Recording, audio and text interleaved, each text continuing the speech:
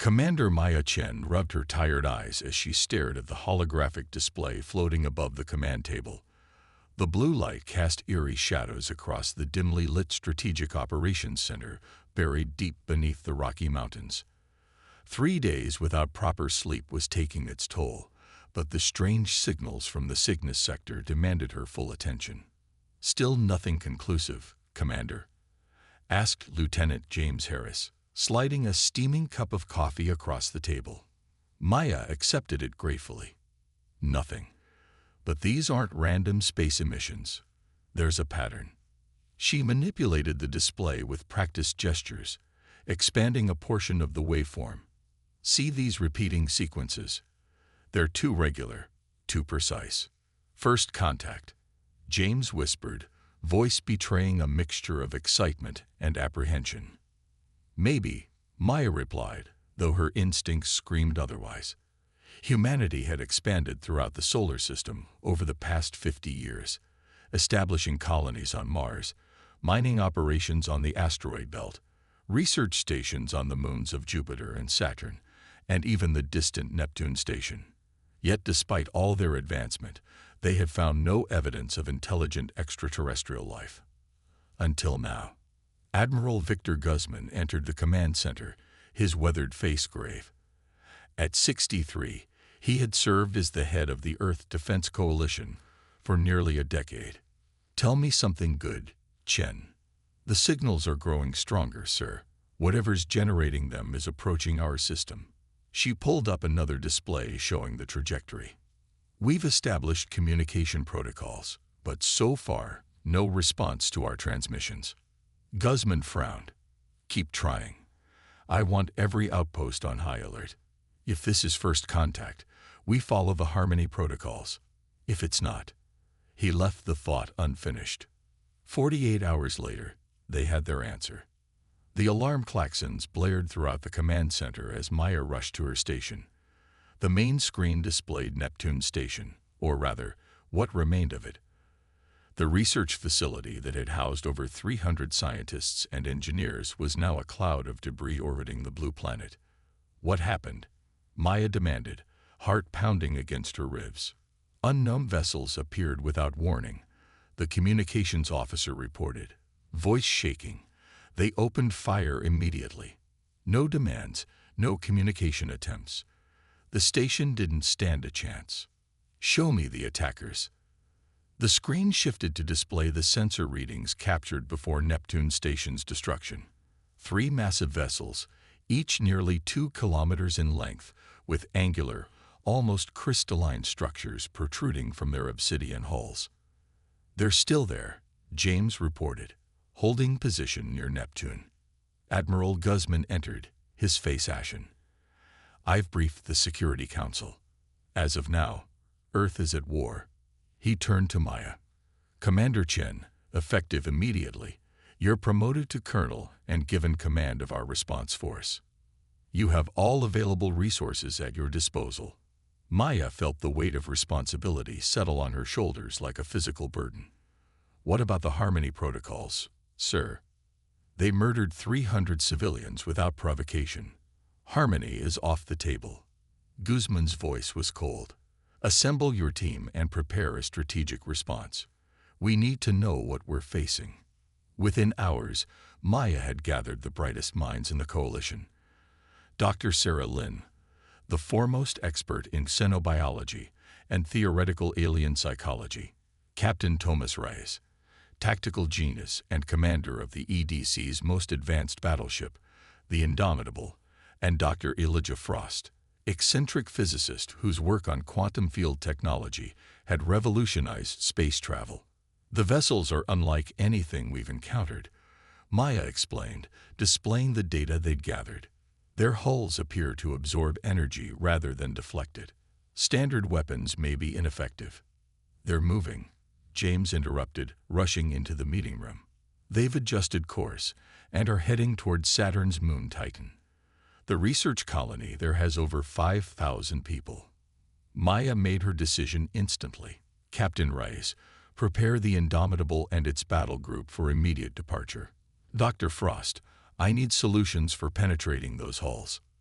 What about negotiating? Dr. Lin asked. We still don't know why they attacked. We'll try to establish communication, Maya assured her, but I won't risk another Neptune station.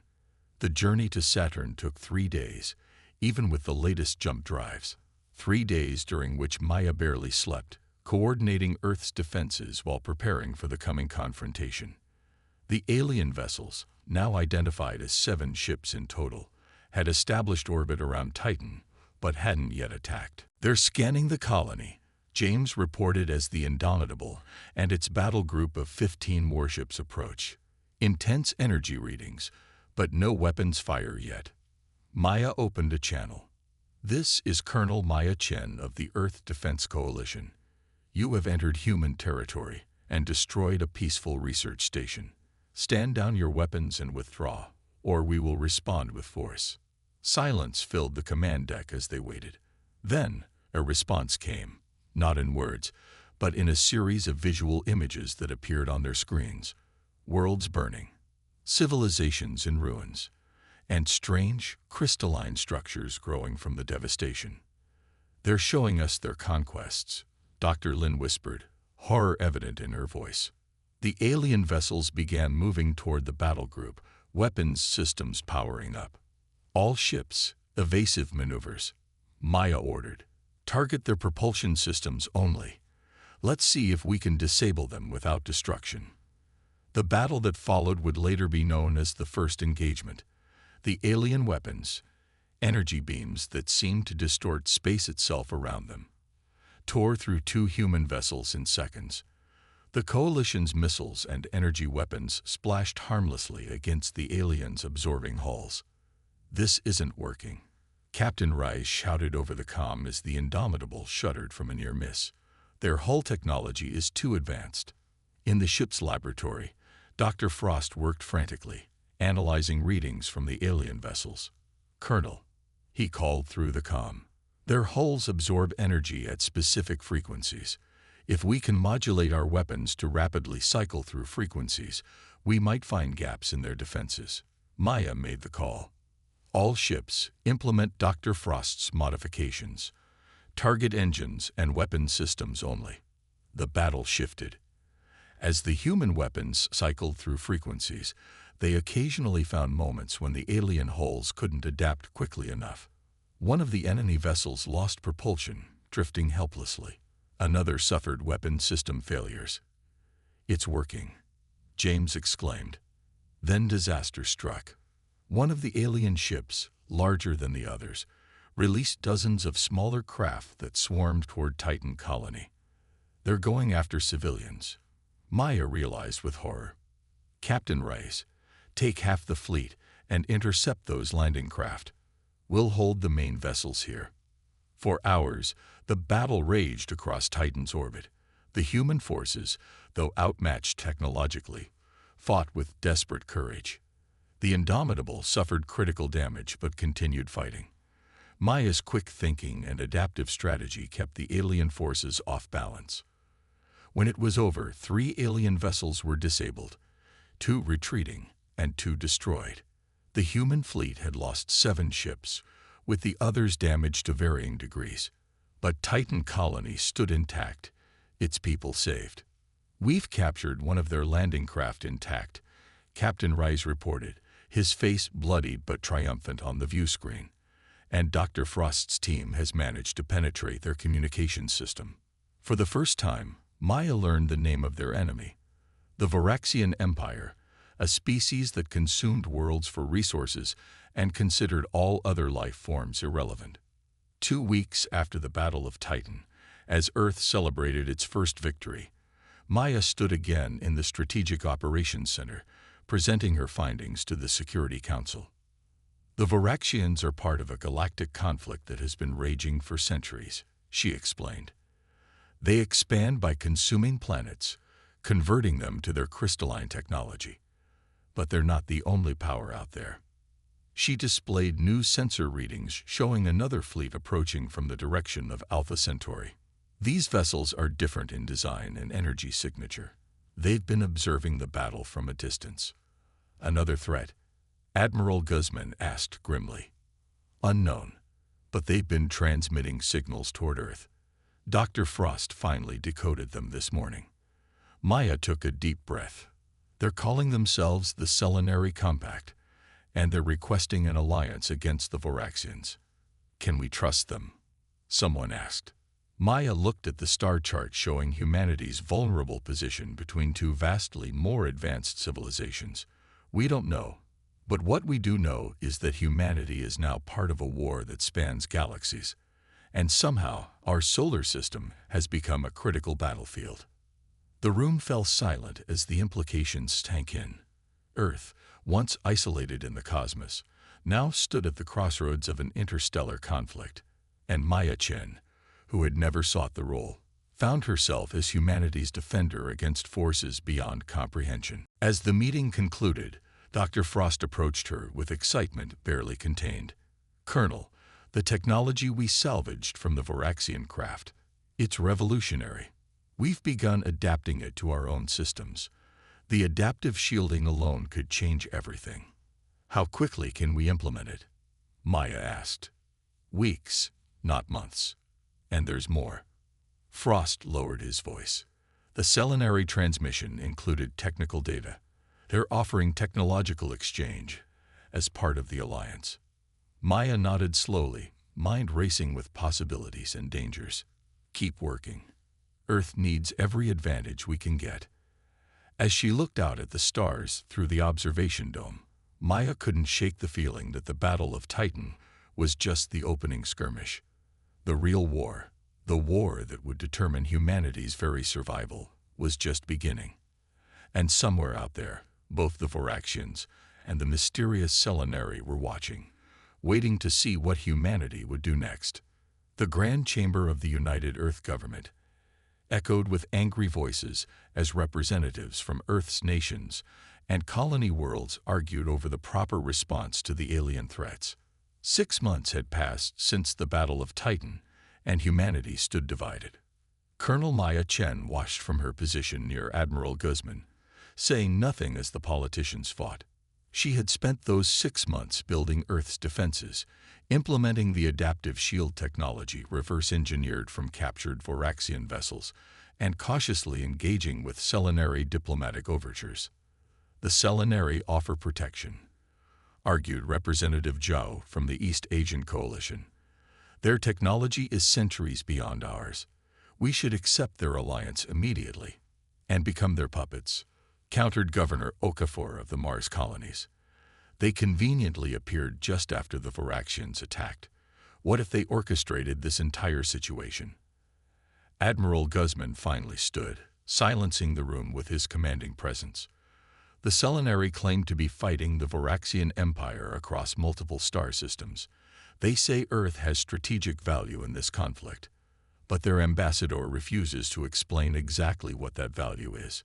He gestured to Maya. "Colonel Chen's team has been analyzing both Voraxian and Selenary technology. Colonel, your assessment." Maya stepped forward, activating the holographic display in the center of the chamber. Images of both alien vessels appeared, rotating slowly. "Both species possess technological capabilities far beyond our own," she began. "The Voraxians rely on crystalline-based technology that can consume and convert matter at the molecular level. The Selenary use quantum manipulation we're only beginning to understand. However," she emphasized the word, "we've made significant breakthroughs." She nodded to Dr. Elijah Frost, who stood nervously at the back of the chamber. The eccentric physicist adjusted his glasses and joined her at the display. "The adaptive shield technology we salvaged from the Voraxians has been successfully implemented across 30% of our fleet," Frost explained, his enthusiasm breaking through his nerves. "But that's just the beginning. By combining Voraxian crystalline technology with our own quantum research, we've developed something neither species appears to possess." He tapped a command, and the display showed a new device, sleek and compact, pulsing with energy. "We call it the quantum phase disruptor," Frost continued. "It creates a localized field that temporarily shifts matter out of normal spacetime. In essence, it renders any material, even Voraxian crystals, or selenary quantum shields, temporarily vulnerable. The chamber erupted in questions. Maya raised a hand for silence. This technology gives us an edge neither alien power anticipated, but our production capabilities are limited. We can't defend every colony and installation simultaneously. She looked around the room, meeting the eyes of the representatives. We need time. The debate raged for hours, but eventually, a compromise was reached. Earth would continue diplomatic engagement with the Selenari while accelerating military preparations. The quantum phase technology would be Earth's closely guarded secret, their ace in the hole if negotiations failed. 2 days later, Maya sat across from the Selenari ambassador in a secure conference room beneath Geneva. The alien was humanoid but distinctly non-human, tall and slender with iridescent skin that shifted colors subtly as it moved. Its 4 eyes, arranged in a diamond pattern, blinked independently. Colonel Chen, the ambassador spoke, its voice melodious despite the translator device. My government grows concerned by Earth's hesitation.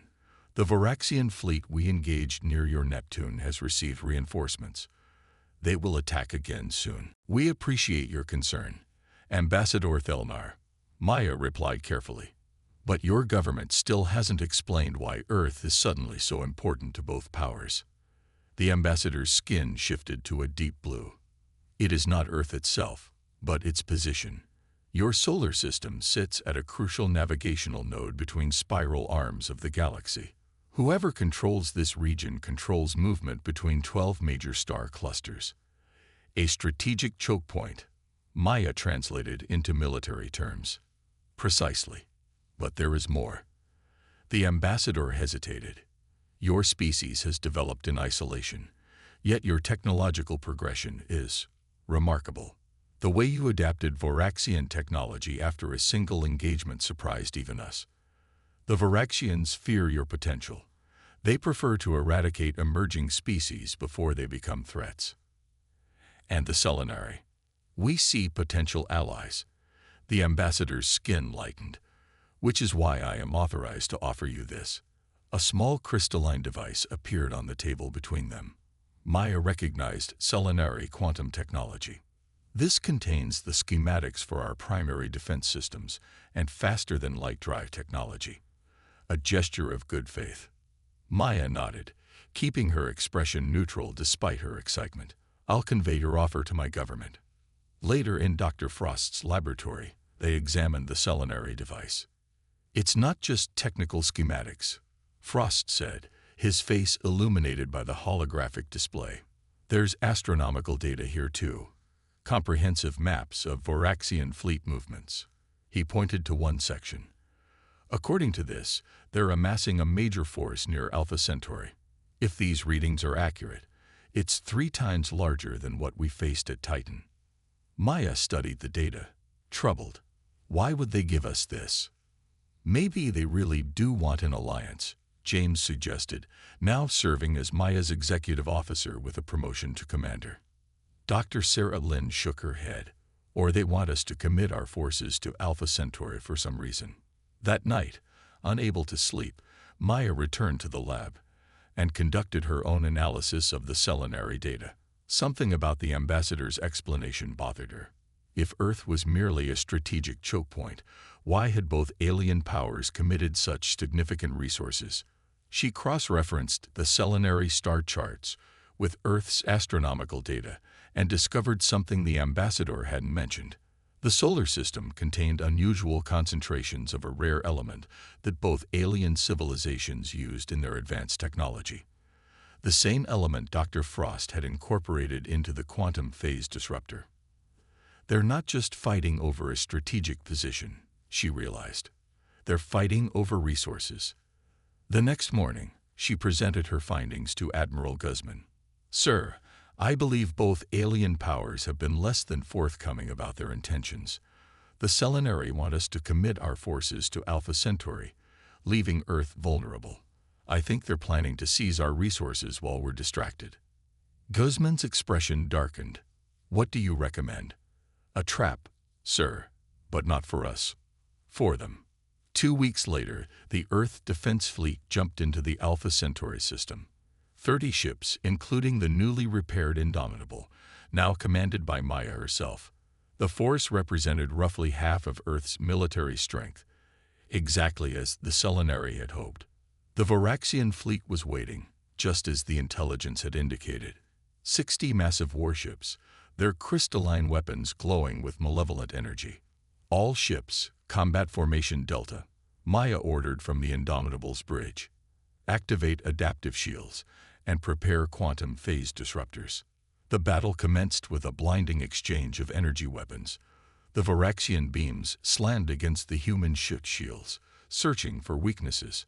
The Earth fleet returned fire, their conventional weapons mostly absorbed by the crystalline hulls, but occasionally finding frequency gaps. Colonel, the tactical officer called. Selenari fleet detected entering the system. 15 vessels approaching from the opposite vector.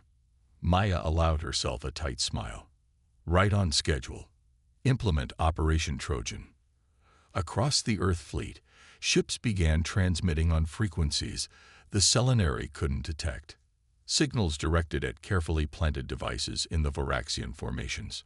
Dr. Frost's quantum phase disruptors, smuggled into the system weeks earlier by stealth drones.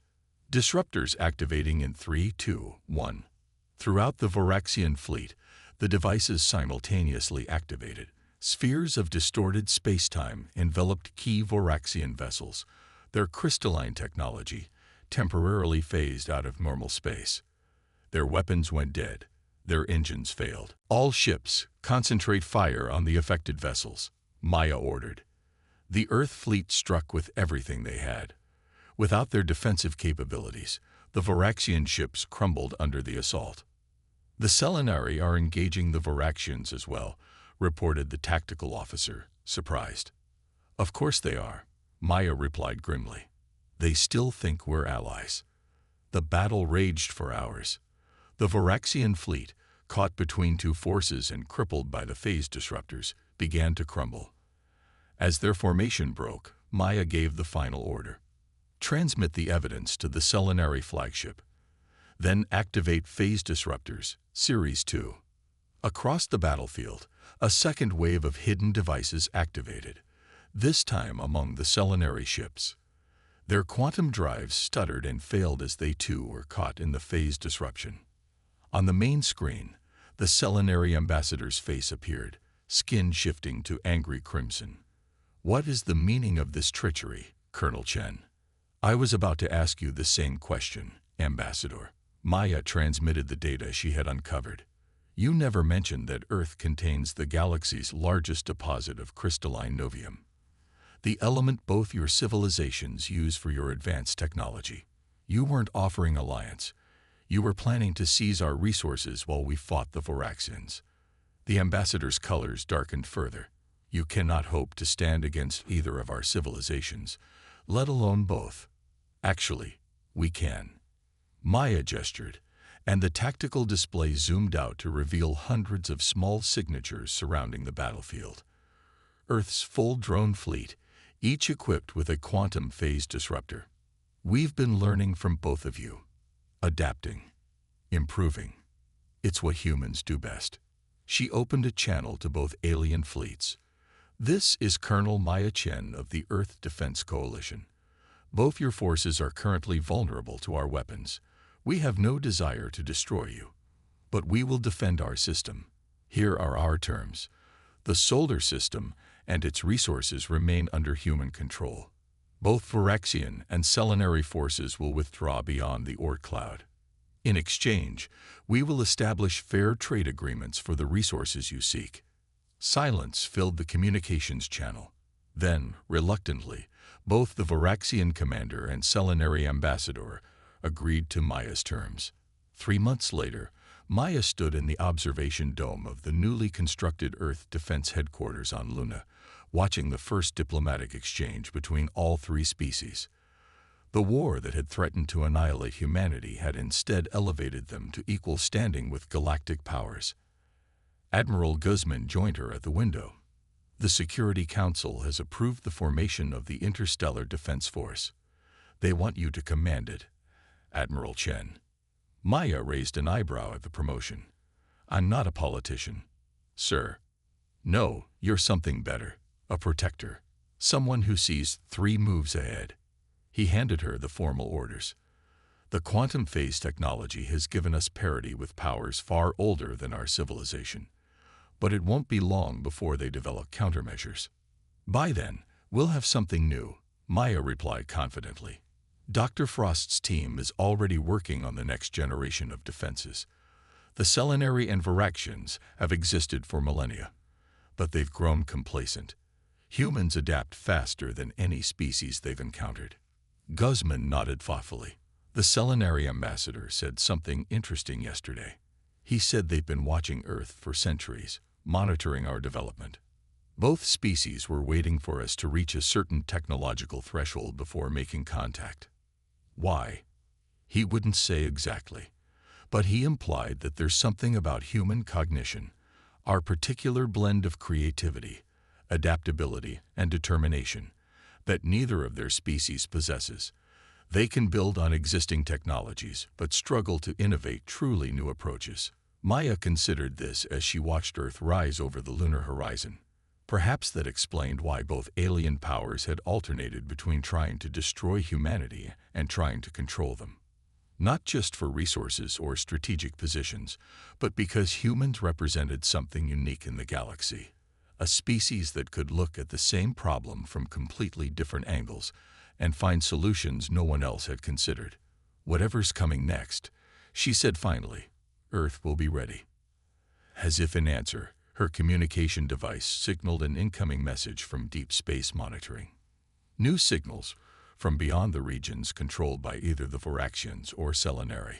Something else was stirring in the galaxy. The war among galaxies was far from over, but humanity now stood as a power in its own right, ready to face whatever came next from the stars. And Maya Chen, who had led Earth's forces from first contact to galactic recognition, prepared to guide humanity into a future where they would forge their own destiny among the stars.